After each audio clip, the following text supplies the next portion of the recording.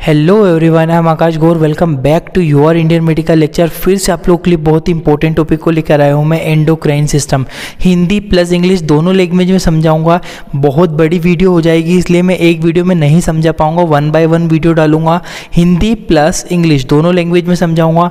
आप चाहे नर्सिंग हो, GNM हो, OT हो या BMLT, DMLT, नर्सिंग, आप किसी भी फील्ड से बिलोंग करते हो, शायद सबको बहुत इंपॉर्टेंट टॉपिक है।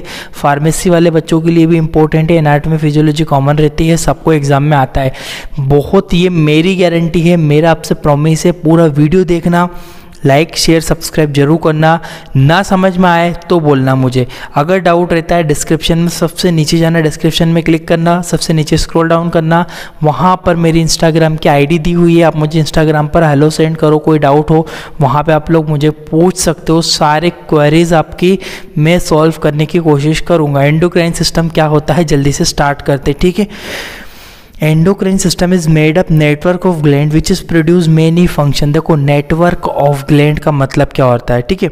एंडोक्राइन सिस्टम कई विभिन्न प्रकार की ग्रंथियों से मिलकर बना होता है। ग्रंथियाँ मतलब ग्लैंड। देखो, एंडोक्राइन सिस्टम में बहुत सारी ग्लैंड्स आती है, जो छोटे छोटे स्ट्रक्चर होते हैं उन्हें हम ग्लैंड कहते हैं। ये ग्लैंड कई प्रकार के हार्मोन्स को रिलीज करती है और अपना अपना फंक्शन प्रोड्यूस करती है। अब बात ये नहीं कर रहा हूँ कि कौन सी ग्रंथि, ये चीज़ें नहीं बोल रहा हूँ, अभी मैं वो आगे डिस्कस करूँगा आपसे।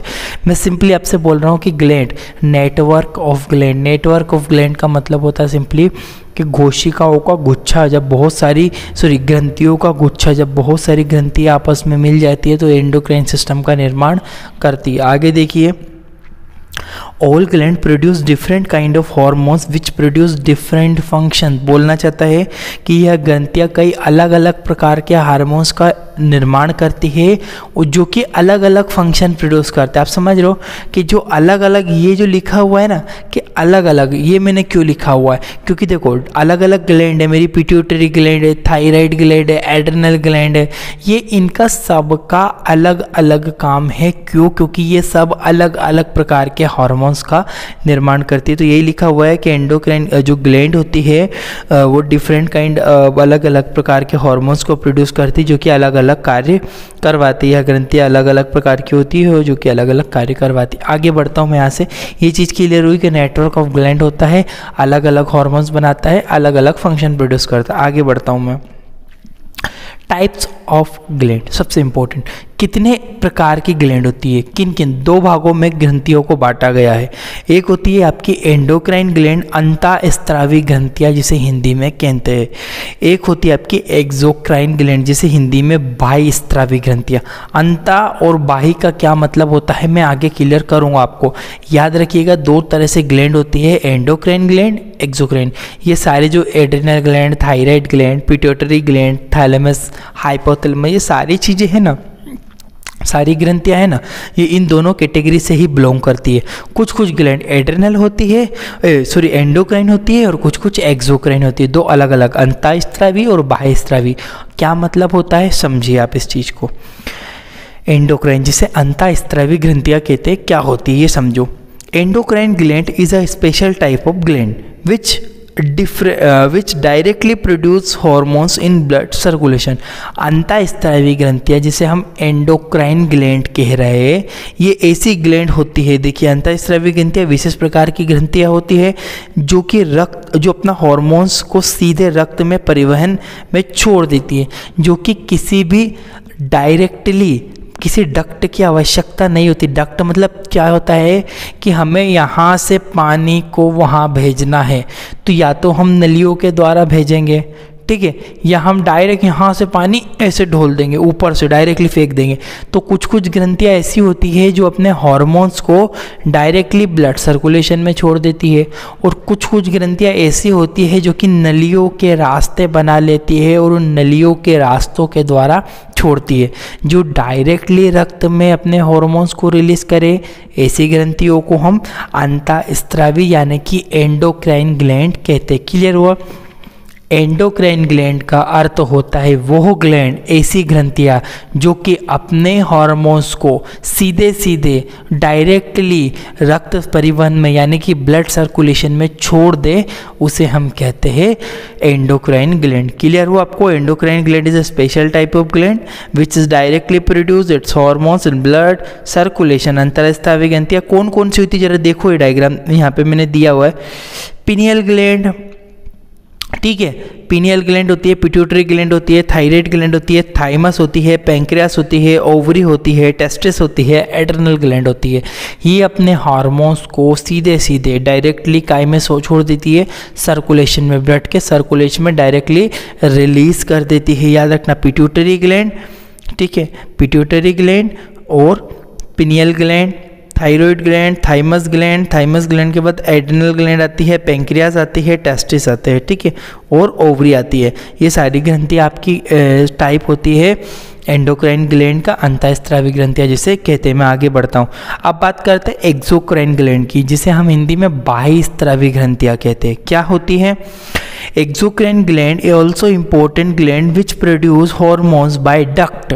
बोलना चाहता है कि बाह्यस्रावी ग्रंथियाँ महत्वपूर्ण ग्रंथियाँ होती है, यह हॉर्मोन्स नलियों के द्वारा प्रवाहित करती है। समझिए आप, दो प्रकार की मैंने ग्लैंड बताई। पहला मैंने बोला है एंडोक्राइन, एक होती है एक्सोक्राइन। एंडो मतलब इंटरनली डायरेक्टली सीक्रेट कर दे अपने हार्मोन्स को सीधे सीधे रक्त परिवहन में छोड़ देती है, वह ग्रंथियाँ एंडोक्राइन ग्लैंड कहलाती है। एक्सोक्राइन मतलब अपने अंदर से नलियों के रास्तों के द्वारा हार्मोन्स को रिलीज करती है, ऐसी ग्रंथियों को हम एक्सोक्राइन ग्लैंड कहते हैं। दो प्रकार की ग्रंथियाँ, एंडोक्राइन एंड एक्सोक्राइन। एक्सोक्राइन जो होती है कौन कौन सी होती है जरा देखो डायग्राम। एक्सोक्राइन ग्लैंड, ठीक है, location of exocrine gland, ice एक तरह से ग्लैंड सीक्रेट करती है अपने हार्मोन्स को, आइस में से रिलीज होते, माउथ में से रिलीज होता है। स्किन एक प्रकार से ग्लैंड होती है हमारी, ठीक है, स्टमक, ठीक है, ब्रेस्ट, फीमेल के अंदर ब्रेस्ट होते हैं, वो भी इंपॉर्टेंट पार्ट होता है, ब्रेस्ट प्रोडक्शन करते हैं बहुत सारे हार्मोन्स का। लीवर भी प्रोड्यूस करता है।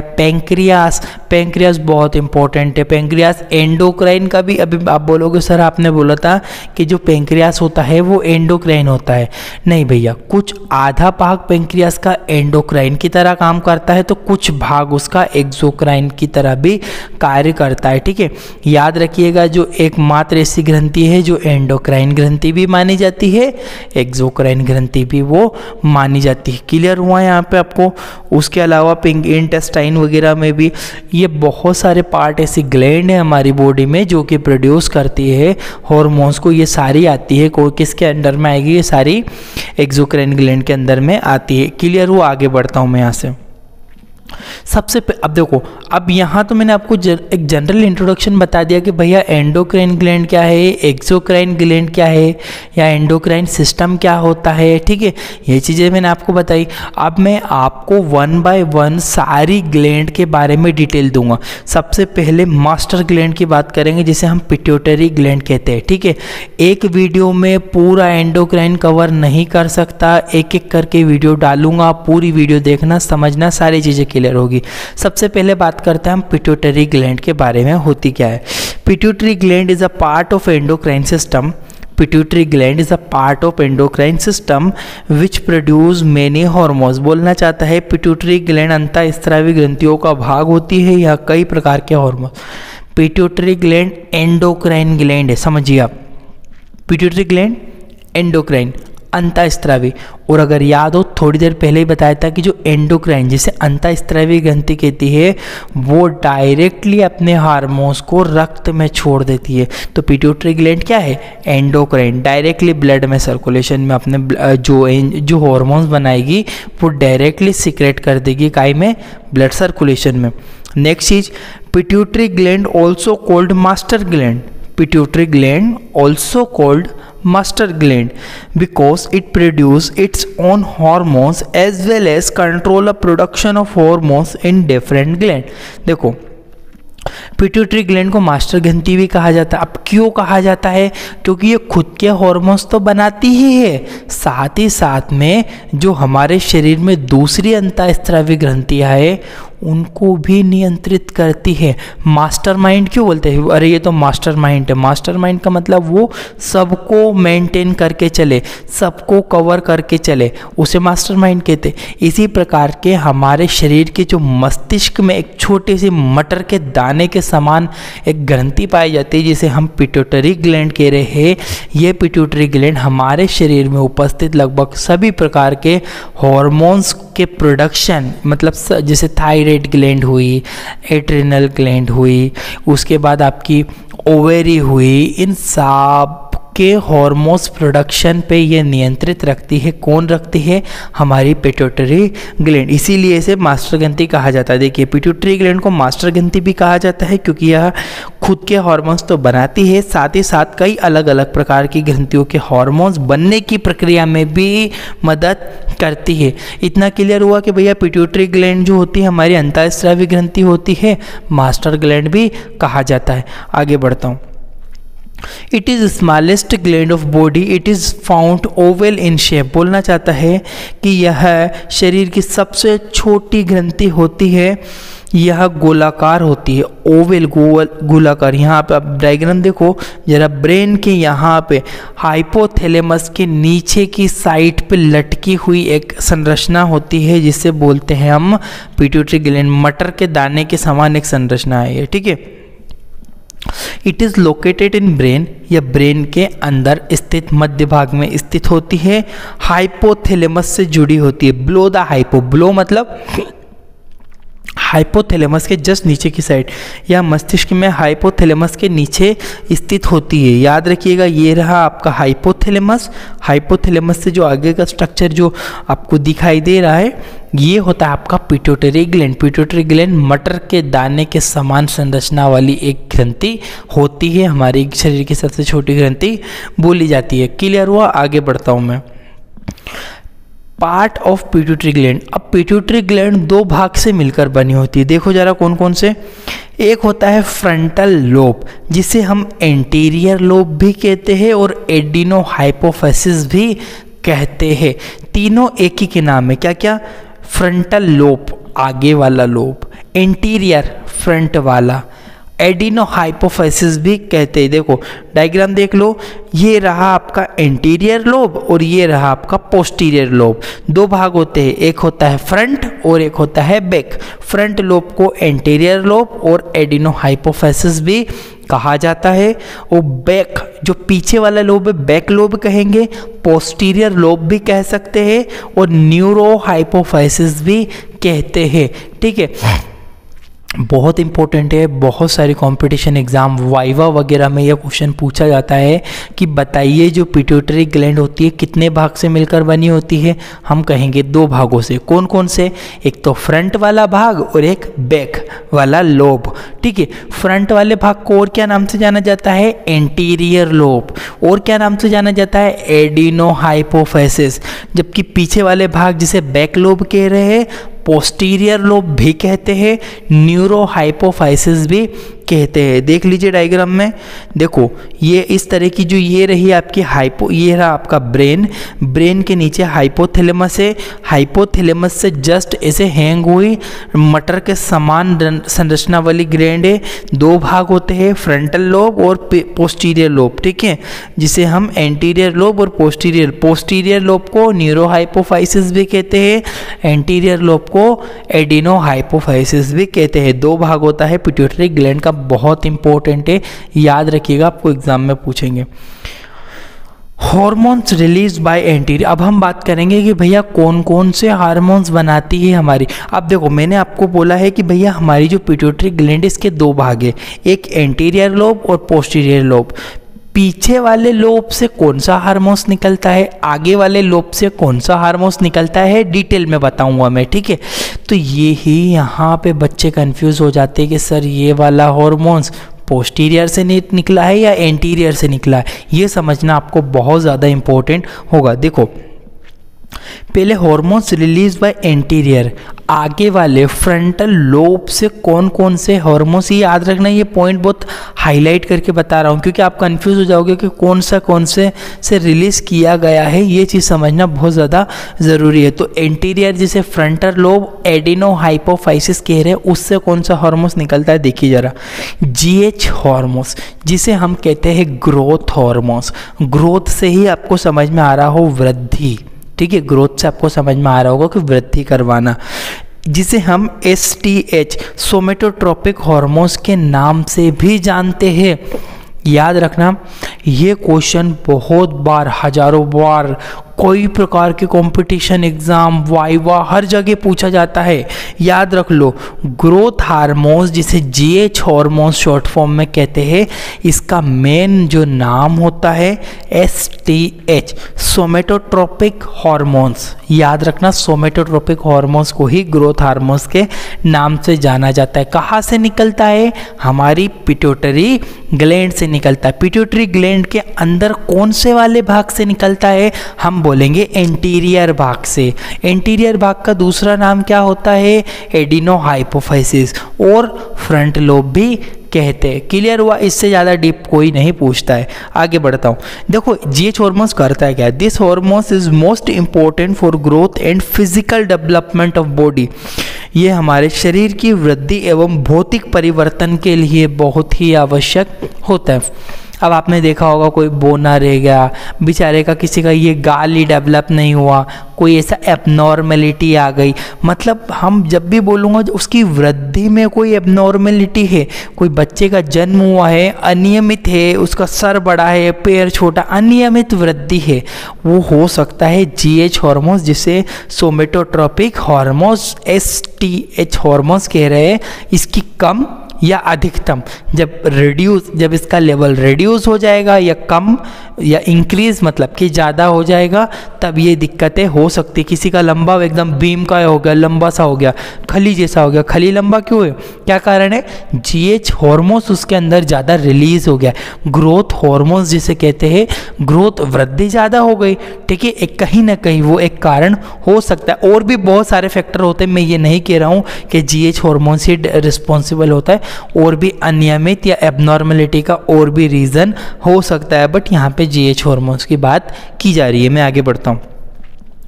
देखो एंटीरियर लोब से जीएच हार्मोन्स निकला है, और कौन कौन से हार्मोन्स निकलते हैं इससे?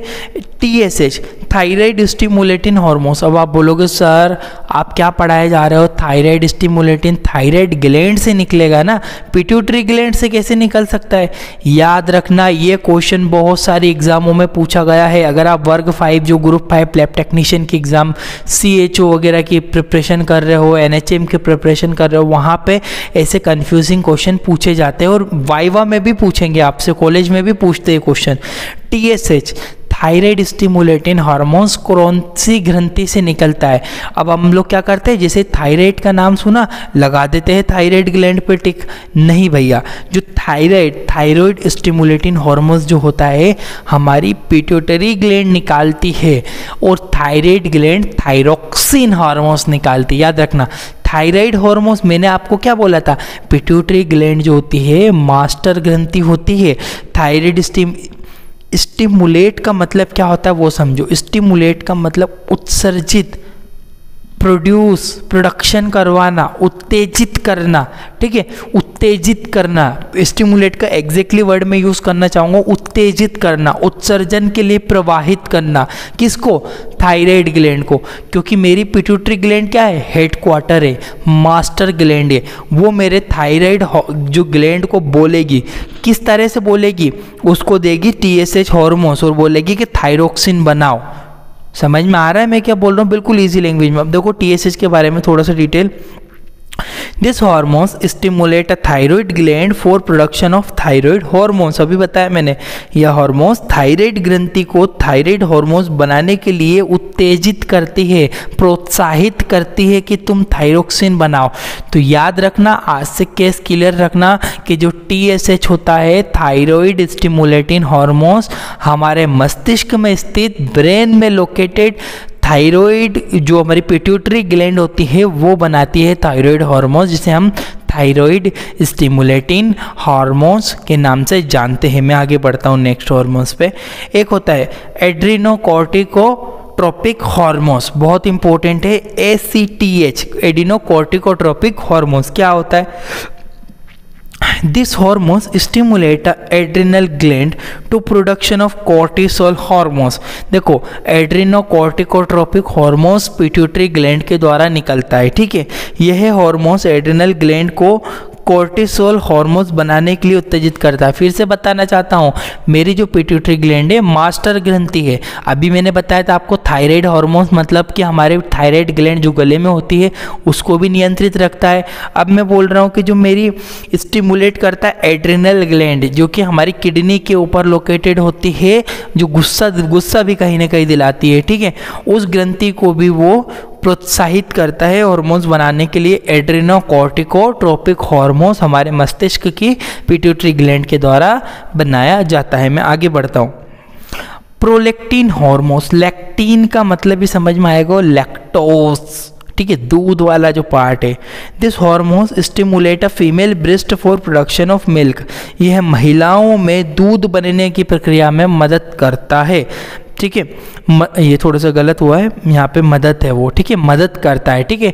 तो ये जो हार्मोन्स है प्रोलैक्टिन हार्मोन्स बहुत ज़्यादा इम्पोर्टेंट होता है। ये मदद करता है किसमें? ब्रेस्ट, फीमेल के अंदर जो ब्रेस्ट होते हैं उसको मिल्क बनाने के लिए। FSH नेक्स्ट आता है फोलिकल स्टिमुलेटिंग हार्मोन्स। ये आपकी ओवेरी में मदद करता है फीमेल में। It is important for the production of egg in female. यह महिलाओं में अंडा बनने की प्रक्रिया में सहायता करता है। कौन सा? फोलिकल स्टिमुलेटिंग हार्मोन्स, बहुत इंपॉर्टेंट है, जो कि ये सारे जो हार्मोन्स है एंटीरियर लोब, फ्रंट वाले लोब से निकल रहे हैं, याद रखना, ठीक है। LH luteinizing hormones. ये ल्यूटेनाइजिंग हार्मोन्स क्या होता है? This help to production of estrogen hormones in female and help to production of testosterone hormones in male, ठीक है। देखो ये बोलना चाहता है कि जो LH ल्यूटेनाइजिन हार्मोन्स भी पिट्यूटरी ग्लैंड से रिलीज होता है। क्या करता है यह हार्मोन्स? महिलाओं में एस्ट्रोजन, फीमेल के अंदर एस्ट्रोजन बनाने में मदद करता है। साथ ही साथ पुरुषों के अंदर जो टेस्टोस्टेरोन हार्मोन्स जो मेल में अंदर बनता है, उस टेस्टोस्टेरोन हार्मोन्स की बनने की क्रिया में भी मदद करता है। कौन करता है? LH ल्यूटेनाइजिंग हार्मोन्स, बहुत इंपॉर्टेंट है। इसके बाद अब बात करते हैं हार्मोन्स रिलीज बाय पोस्टीरियर, जो पीछे वाली जो बैक वाली जो थी ना न्यूरोहाइपोफाइसिस, उससे कौन से हार्मोन्स रिलीज होते? देखिए जरा, ADH, ठीक है, बहुत इंपॉर्टेंट है। एंटी ड्यूरेटिक हार्मोन्स बहुत इंपॉर्टेंट है, याद रखिएगा। ADH हार्मोन्स का काम क्या होता है? जिसे हम वैसोप्रेसिन हार्मोन्स के नाम से भी जानते हैं।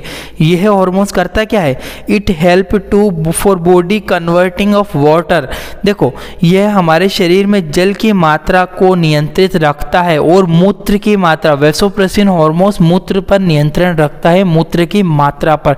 यदि ज़्यादा वैसोप्रेसिन रिलीज होगा तो यूरिन का लेवल कम हो जाएगा।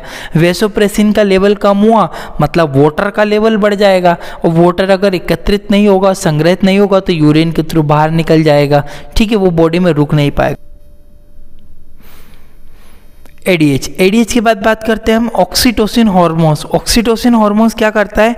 It is important for production of breast milk. ये है महिलाओं में दूध बनने की क्रिया में मदद करता है। ऑक्सीटोसिन बहुत इंपॉर्टेंट होता है मैच्योरिटी के लिए भी, साथ ही साथ जो ब्रेस्ट होता है उनके साइज के प्रोडक्शन के लिए भी और मिल्क प्रोडक्शन के लिए बहुत इंपॉर्टेंट है। ADH वैसोप्रेसिन हार्मोन्स और ऑक्सीटोसिन हार्मोन्स, ठीक है। इट इज़ जो ऑक्सीटोसिन है उसका दूसरा नाम क्या है? It is also important for contraction of uterus. यह महिलाओं में गर्भाशय को संकुचित होने में मदद करता है। जो फीमेल होती है उसके प्रोडक्शन में भी मदद करता है, जो उसके कॉन्ट्रैक्शन और रिलैक्सेशन की में मदद करता है, ठीक है।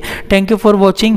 ये पहली वीडियो थी आपका थायराइड हार्मोन्स तक, थायराइड ग्लैंड आपका पिट्यूटरी ग्लैंड तक क्लियर किया है। इसके बाद मैं थायराइड ग्लैंड पढ़ाऊंगा, एड्रिनल ग्लैंड पढ़ाऊंगा, 1 by 1 सारी ग्लैंड को डिस्क्राइब करूंगा हिंदी प्लस इंग्लिश में। वीडियो देखने के लिए प्लीज़ चैनल को सब्सक्राइब और वीडियो को लाइक जरूर कीजिए। Thank you for watching. आपका अपना इंडियन मेडिकल लेक्चर।